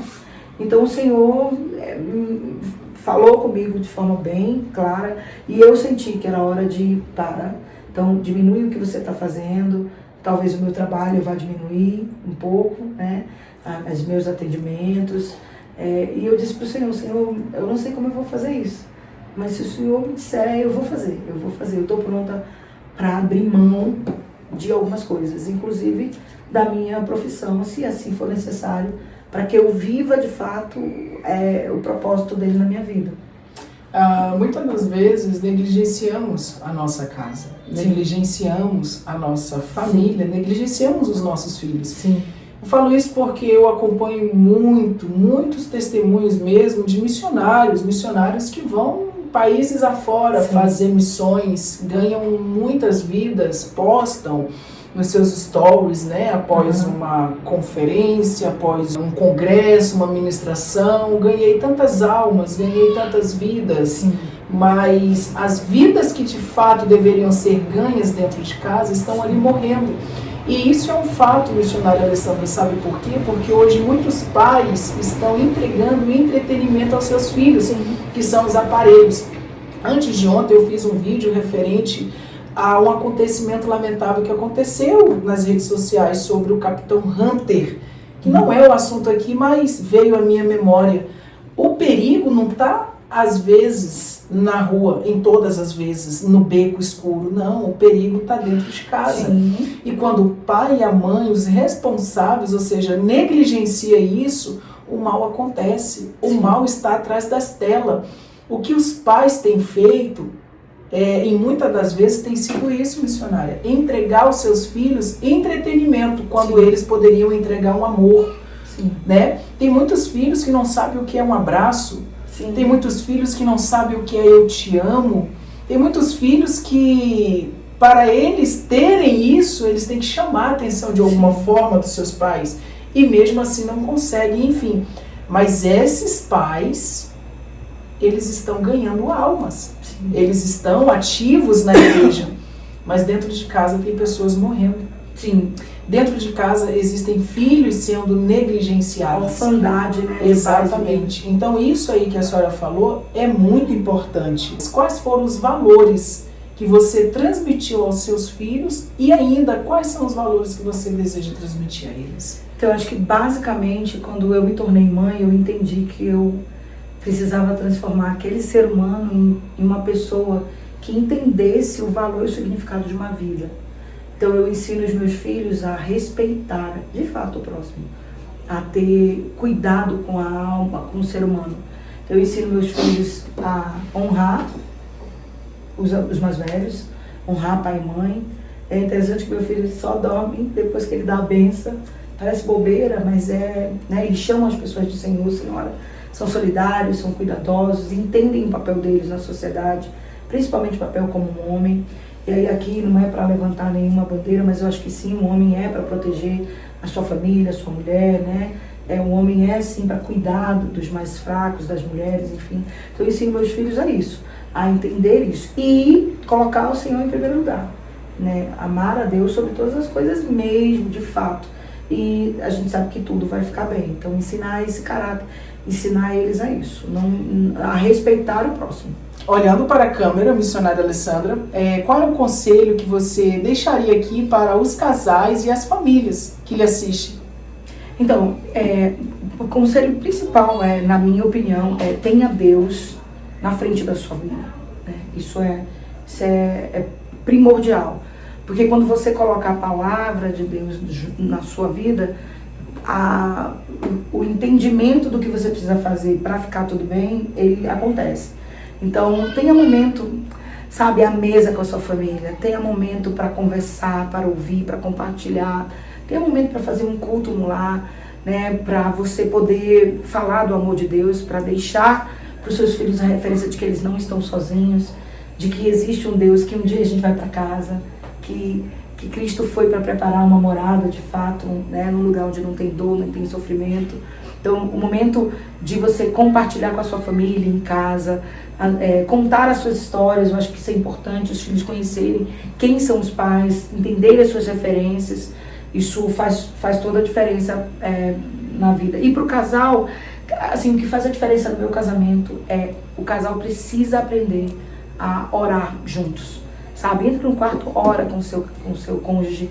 A gente só tem um hoje, né? Eu estou há tantos dias longe de casa e eu não sei se eu vou voltar a ver meu marido, né? Isso é real. Sim. Então a gente precisa o momento, exatamente, agora, né? A gente precisa viver isso. Então, quando seu marido for trabalhar, sua esposa for trabalhar, cara, agradeça, né? Que o Senhor te abençoe e te guarde, se despeça da pessoa, dê o seu melhor, né? Porque a gente só tem o agora, e é muito rápido, né? Então não perca tempo com besteira, com picuinhas, e saiba que o seu casamento é uma aliança feita não com o seu cônjuge, mas com o pai. Por isso que é uma aliança, né? Um contrato, né? Sim. O contrato, se eu não estou feliz, eu quebro. Mas a aliança não, ela é unilateral, né? Você precisa viver um amor incondicional, sabendo que o Senhor é essa volta. Então, um casal que ora junto vai, com certeza, ter uma vida firme seguindo aí. Relacionamento e mesa.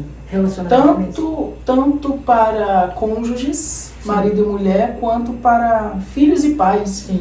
E hoje isso não se tem. Eu estou falando dentro do contexto que você mesmo acabou de narrar aqui. O que acontece? Claro, a correria do dia a dia, os afazeres da vida secular, o trabalho, o cansaço, tudo isso conta. Mas o que falta muitas das vezes dentro da família de uma casa é este relacionamento, esta mesa, esta reunião familiar por exemplo, o pai, está faltando isso, está precisando disso, estamos precisando disso. Assim como o marido e a mulher, eles se sentam para discutir o relacionamento, em o que eu devo mudar, em o que eu devo acrescentar no nosso relacionamento. Assim os filhos também precisam, né? Pai, está faltando isso, mãe, está faltando isso. O que é que precisa ser mudado, o que é que precisa ser acrescentado para que aquela família, é como se fosse um avião. Olha só o que Deus trouxe à minha memória agora. Um avião, ele só decola se tudo estiver alinhado, né? Se algo estiver desalinhado ali, vai dar ruim, vai acontecer uma catástrofe, pode acontecer um acidente e levar aquelas vidas todas que estão ali dentro em óbito. Assim também é a família. A família é um avião, tem as asas, tem o motor, tem tudo. E para a família estar em alinhamento, todos precisam estar em alinhamento. E assim, algumas pessoas que podem estar nos assistindo podem falar assim, mas ela está falando, ela tem uma vida perfeita, e não é sobre isso. Nós sempre temos o hábito de justificar. A verdade é que a nossa prioridade muitas vezes não é viver isso. Então, assim, eu sei que a gente trabalha, fica cansado, tudo, mas quando você coloca a prioridade, que é cuidar da sua família, ter esse tempo, você consegue. Porque a gente gasta muito tempo com rede social, a gente gasta muito tempo mesmo fazendo coisas que, quando a gente, puxa, eu podia ter feito uma oração, eu podia ter ali sentado, conversado com meu filho, né? Então, é nossa responsabilidade. Quando você decide ter um filho, a responsabilidade é sobre você. Você precisa saber moldar essa pessoa para a sociedade que ela vai viver. Então, não dá pra gente, como pais, de inventar desculpa, mas eu não tenho tempo porque eu tô... Não. É responsabilidade É sua. nossa, é nossa. E a gente precisa aprender a puxar pra gente. É o que eu sempre digo. A gente precisa aprender. Então, acorda um pouco mais cedo, chegou cansado, então já aproveita, já deixa a janta, já ali naquele momento da janta, faz uma oração e já conversa enquanto come. Quando a gente quer, a gente sabe fazer. Os filhos não pertencem ao governo, não pertencem ao Estado. É responsabilidade dos pais. Nossa. Se nós, responsáveis, pais e tutores, não dermos a esses nossos filhos o acesso do que eles precisam aprender, Isso. a escola vai dar, Outras pessoas vão fazer. o mundo vai dar, o ativismo desse mundo vai dar e da pior maneira. O mundo fala rasgado mesmo, aquela palavra, e assim tem Chula, sido. vulgar. Exatamente, o mundo tem abraçado muitas crianças, muitos jovens e adolescentes. Por quê? Porque pais negligenciaram a vossa responsabilidade. Sim. Hoje nós temos um projeto aqui em Brasília por nome Imagem e Semelhança. É o nome do nosso podcast. E assim, o que significa para você ser criado à imagem e semelhança de Deus, missionária Alessandra? Então, a obra do Pai é perfeita. Ela é perfeita. Então, quando ele fala que nós somos a imagem e semelhança, a gente sabe que ele não está falando do pó que ele pegou ali, mas daquilo que já existia antes dele soprar, né, a vida em nós.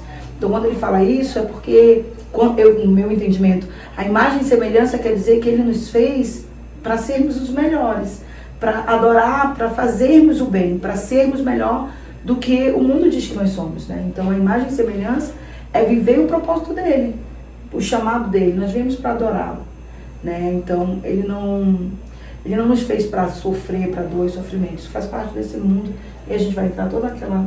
Então, a imagem e semelhança dele é você saber o que Jesus faria. Que mensagem você deixaria para quem está nos assistindo agora e está precisando de esperança? Olha, eu volto de novo, essa é uma palavra que vem muito comigo, em Jeremias 29 e agora no 12, né? Quando ele fala aquele que sabe, no 11 ele fala aquele que sabe os pensamentos que tem ao nosso respeito, que é pensamento de paz e não de maus. Aí ele vai dizer, buscar-me-eis e me achareis, quando me buscar de todo o vosso coração. Serei achado de vós, diz o Senhor. Então, a esperança para esse mundo, ela está em Cristo Jesus. A esperança para esse mundo está naquele que busca e entende que Ele morreu para nos salvar, para nos aproximar, para que a gente possa buscar Ele em qualquer lugar, em qualquer momento, e a gente vai achá-lo. Então, a minha esperança é que você possa encontrar no Senhor o refrigério, o renovo, a cura da sua dor, e entender que tudo está no controle dEle, que um dia Ele vem nos buscar para nos levar para casa. E que lá não tem dor, não tem sofrimento, não vai ter mais nada disso. Eu creio de fato genuinamente nisso, né? Então eu vivo minha vida nesse propósito, né? De entender que nós não estamos sozinhos, nós não fomos criados e fomos jogados aqui sozinhos, não. Ele está conosco. Vamos ter dificuldade, Ele não nos prometeu que não teríamos. Mas Ele disse que nós teríamos aflição, mas que a gente tivesse bom ânimo, que Ele venceu o mundo. Então Ele luta conosco. Então não me interessa, seja lá o que for. É uma das coisas que eu penso sobre dor, né? Nenhum pai quer perder um filho. Não, né? Imaginar isso nos causa... Mas hoje eu consigo dizer claramente que se Deus o livre isso acontecer, vai doer muito. Mas eu sei que eu vou permanecer. Porque eu tenho um Deus que está no controle de todas as coisas. Né? Então, é sobre isso. Eu creio genuinamente, eu tenho fé genuinamente que esse meu Deus nunca vai me abandonar. Complementando essa sua colocação, e é muito importante, eu tenho conversado isso muito com a minha esposa, que os irmãos conhecem aqui o meu testemunho, a missionária também, e assim, eu jamais, assim, na minha visão, né, humana, eu jamais seria pai, né? Aliás, eu jamais seria esposo de uma mulher, ainda mais pai, né? Tenho 2 filhos, a Lara Radassa, de 5 anos, o Noah Emanuel, de 1 ano e 8 meses, e vai ter mais um bebê agora, né? Então, assim, 3 filhos, né? Olha o que o Senhor faz. Particularmente, eu sei que filhos são heranças. Sim. são bênçãos, são presentes de Deus, dado a Ele, né? É vida é inexplicável, a ciência não consegue explicar como é que se forma uma criança dentro de um útero de uma mulher. Isso aí é inexplicável, ninguém explica Deus. E essa certeza eu converso muito com a minha esposa, de que esses filhos que temos, que Deus nos entregou para confirmar a nossa aliança, o nosso amor, o milagre que é o meu casamento com a Lucineide Santos, independente de ser os nossos filhos, eles pertencem a Deus, de antemão. Aí vem uma palavra que também está em Jeremias, que é uma palavra que muito me chama a atenção. Capítulo de número 1, versículo de número 5. A palavra de Deus diz o seguinte: antes que eu te formasse no ventre da tua mãe, eu te conheci. E antes que tu saísse de dentro da tua madre, eu te santifiquei. E as nações eu te dei por profeta. O que eu aprendo aqui, missionária Alessandra? Primeiro, os filhos são responsabilidades nossa. Ele é do Pai. A responsabilidade nossa é de criar ele no caminho que ele deva andar. E ele vai nos cobrar? O Senhor, ele nos conheceu. Antes de nós entendermos quem éramos em Cristo, antes de descobrirmos a nossa identidade, ele já nos conhecia. Ou seja, antes que eu te formasse no ventre da tua mãe, eu te conheci. Porque o Senhor nos confiou um propósito. Um propósito a ser designado aqui na face desta terra. Na minha visão e no meu entender, claro, quando Deus diz que ele deu Jeremias às nações, ele está dizendo que ele te deu, missionário Alessandra, a esta terra. Você é um presente a essas nações, independente de todas as circunstâncias e dificuldades que você viveu. Você foi um presente, como você está sendo na vida de muitas pessoas, na vida de muitas vidas, que mesmo hoje sendo machucadas, mesmo hoje tendo crises de identidade, mas hoje você está sendo usada por Deus. Por quê? Porque você encontrou o seu real propósito nele. Ele te enviou às nações. Então, cada um de nós temos o determinado propósito que Deus confiou às nossas vidas para ser realizado na terra. E isso independente que o inimigo queira frustrar, ele não consegue. O que você diria para quem ainda não teve o encontro verdadeiro com Cristo? Não brigue. Não tente caminhar sozinho. Você não foi feito para caminhar sozinho nesse mundo. Você não foi feito. Tem a passagem que diz: se eu subir aos céus, eu sei que lá está, né? Se eu mergulhar no mais profundo mar, então não tem como a gente se afastar do amor do Pai. Então nós somos criadas à imagem e semelhança dele, e ele nos fez para sermos livres, né? Para vivermos a liberdade. Então, se você alinhar o seu caminho ao Senhor, tudo vai ficar bem. Então, tenha seu momento. Se você está sofrendo hoje, se você está sentindo alguma dor, sabe, vai para um lugar sozinho, no seu quarto, qualquer lugar que seja, e faça uma oração. Faça a prova do Senhor, faça a prova dele, e você vai ser achado por ele, né? Então, essa é o que eu digo, foi o que eu fiz. E o Senhor me alinhou ao propósito dele, ao chamado dele. Então, se você está sofrendo, busque o Senhor.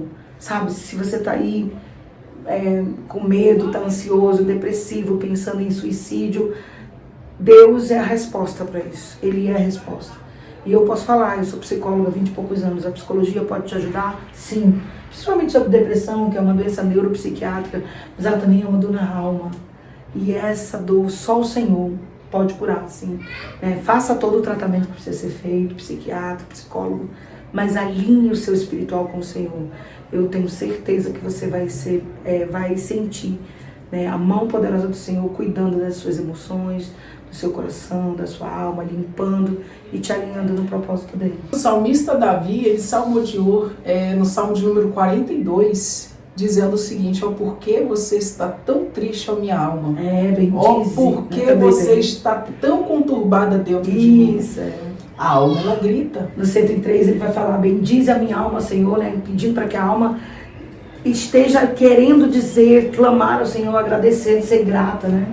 Nesse mesmo Salmo de número 42, a palavra diz que as lágrimas do salmista Davi foram os seus alimentos diariamente, tanto de dia quanto de noite. Às vezes buscamos, e isso não é errado, inclusive é um conselho que nós damos, acabamos de passar o mês do Setembro Amarelo, né? Sim. Que é uma conscientização para a depressão, contra o suicídio. E assim, é importante, é de suma importância procurarmos profissionais na área de psicologia, psiquiatria, para entendermos certas coisas que às vezes nós não conseguimos entender. Mas é de suma importância também nós aliarmos a nossa alma com o seu Criador. Porque se hoje a nossa alma, aliás, se hoje nós temos essa vontade de buscarmos, de adorarmos, de estarmos na casa do Senhor, isso não vem de nós, missionária Alessandra. Por quê? Porque se eu fosse contar com a minha vontade de estar na igreja, de fazer o bem, apóstolo Paulo ele diz o seguinte, ele não querendo fazer o mal ele já cometeu. E o bem que é para ele fazer, ele não faz. Aí é sobre o que você falou, sobre a natureza adâmica, sobre aquela natureza pecaminosa. Sim. O homem, ele quer errar, ele quer pecar. Se eu, Helder Oliveira, me batizasse com o próprio João Batista, no próprio Rio Jordão, a minha carne nunca iria querer Deus. Exatamente. A minha carne iria querer o errado, mas a minha alma, ela foi lavada. Amém. Ela foi remida pelo sangue de Jesus e também ela foi criada por Deus. Então é esta alma que está dentro de mim que quer ter este relacionamento com o Criador. Por isso, às vezes, 3 horas da madrugada, nos despertamos. Sim, é a alma sedenta, é a alma querendo esse contato com o Criador. Se você pudesse, missionário Alessandra, resumir toda a sua história em uma única fase, qual seria? Eu acho que é essa fase onde eu tenho a maturidade de entender o Evangelho, a Palavra de Deus, né? Então essa acho que redenção, assim, é a palavra que descreve mesmo. Essa fase da minha vida é uma fase que eu tenho vivido, assim, cada vez mais a consciência desse amor do Pai, né? Que é um amor que constrange. Que amor é esse? Né? Que amor é esse? Então, essa é a melhor fase. Lembrando que não é a linha de chegada ainda, né? Não. Mas assim, diante a todo o caminho percorrido, né? Há tantos obstáculos que você passou, tantos traumas que você venceu, tantos pesadelos que você deixou para trás para viver hoje essa vida. A missionária Alessandra, a psicóloga, a irmã em Cristo, a esposa, a mãe presente, a mulher que ajuda, e hoje essa mulher. Eu tô lembrando, tá vindo, é uma música, um louvorzinho que fala assim: pra onde eu irei, se eu não tenho pra onde voltar, só tenho você, Deus, palavra de vida eterna. Não adianta, mas pra trás já passou. O que vem pra frente não me importa. Mas hoje eu vivo realmente o melhor do Senhor, assim, porque hoje eu tenho o entendimento da morte de Jesus naquela cruz para me libertar, né? E tenho o entendimento da morada que Ele está preparando, e que um dia eu vou ver meu Redentor face a face. E eu almejo isso, assim. Almejo mesmo, de verdade. Estou vivendo até que Ele venha me levar para casa.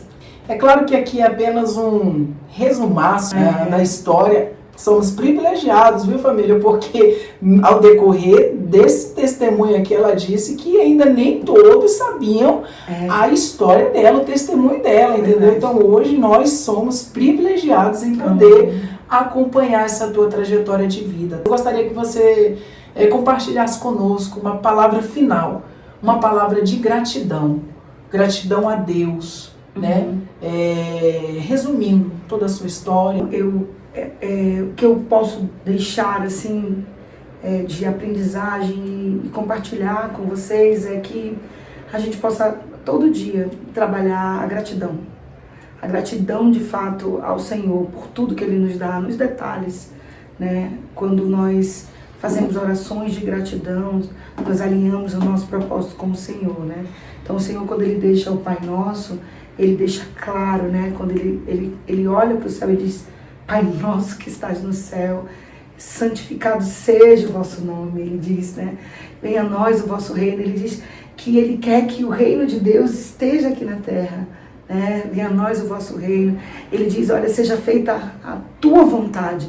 Ele diz assim, olha, não é a minha vontade, Senhor, que eu quero fazer, mas eu quero que a tua vontade seja feita para mim, né? Então, a oração do Pai Nosso é o que eu posso deixar de mais precioso, porque quando eu entendo essa oração, a profundidade dessa oração que Jesus deixou, ele nos alinha ao Senhor, né? Então, venha a nós o vosso reino, seja feita a tua vontade, assim na terra, que a terra seja como é no céu. Imagina como é no céu, que o Senhor diz que nenhum olho viu, nenhum, né? Então, que é um lugar onde a gente não vai ter dor, né? Então, ele diz assim, na terra como no céu, né? E a oração vai continuando, né? Pai nosso que está no céu, santificado seja o vosso nome, venha a nós o vosso reino, seja feita a tua vontade, assim na terra como no céu. E diz o pão nosso de cada dia, aquele alimento, aquilo que a gente precisa, não só físico, mas o alimento espiritual, né? Então a oração do Pai Nosso, para mim, ela alinha a vontade do Pai, a nossa vontade, né? Então eu penso que ela é poderosa nisso, né? Então, para mim, eu deixo aí a oração do Pai Nosso como uma referência para você, de fato, meditar e entender que nós não ficamos sozinhos. Sabe? Deixou o Espírito Santo de Deus e deixou o caminho para que a gente possa estar buscando Ele e alinhar o nosso propósito, a vontade do Pai. Que bênção. Chegamos ao fim do nosso podcast. Quero mais uma vez lhe agradecer. Talvez você que está nos assistindo possa se identificar com a história Amém. Da missionária Alessandra. Como chegamos ao fim do nosso podcast, quero agradecer você pela audiência. Não esqueça de deixar aqui o seu like, o seu comentário e compartilhar esta live. Agora chegou a hora das considerações finais. Considerações finais é onde você deixa aqui as suas redes sociais, os seus contatos, referente à sua área profissional, ao seu contato que você atende o seu público. Sim. Olhando para a câmera, você deixa aí onde me encontrar, tá? Sua página no Instagram, Facebook, YouTube, se você tiver, o seu contato. Primeiro eu quero te agradecer, né, por esse momento especial, estar com você, a surpresa boa que você me deu ali quando a gente chegou, e te agradecer, né, por essa oportunidade. E assim, eu não sou muito ligada nas redes, é algo que é uma crítica, mas eu tenho o meu Instagram, psialessandra.areias, né, o meu Instagram lá, você vai ter meu número, né, meu número profissional, né, que é o código é 92, que eu estou em Manaus, 991 39 9990. Lá vai estar minha rede social, meu WhatsApp. Você vai ter contato diretamente comigo. Mas assim, a minha rede hoje está bem voltada para a área do autismo, né, trabalhando com adolescentes. Eu hoje não estou com alguém mexendo na minha rede. Quem entrar vai ver que eu tinha, mas agora eu tô nesse processo de transição, né? De entender o que o senhor vai fazer. Mas pode entrar em contato, o que eu puder ajudar, eu vou estar à disposição. Acontece muitas vezes de trabalhos em grupos, porque a demanda é muito grande, eu não consigo atender, então a gente acaba fazendo um grande grupo, e aí ali a gente tem troca e tudo, e a gente aprende com a história do outro, então pode ir lá, entrar em contato, que eu respondo, e vai ser um prazer poder ajudar no que eu puder, tá bom? Obrigada mesmo pelo carinho, pelo cuidado com a minha história, né? Porque é a minha história, né? Então a gente não compartilha assim, né? Sem um propósito. Então eu quero te agradecer. Muito obrigado. Antes de a gente encerrar, eu gostaria de lhe perguntar a última pergunta. Não foi perguntado alguma coisa que porventura a senhora queria responder e eu não perguntei? Nossa, não, eu acho que você foi bem feliz, sabe? Me fez chorar até, pegou em pontos. Eu acho que você perguntou tudo, assim, eu acho que é isso. Eu não mudaria nada, não. Então, muito obrigado mais uma vez a você que pôde assistir conosco toda essa transmissão. Vai vir aí uma grade de vários outros testemunhos, tá? Para edificar a vossa fé. No mais, o nosso muito obrigado. Deus abençoe e até a próxima live. Tchau.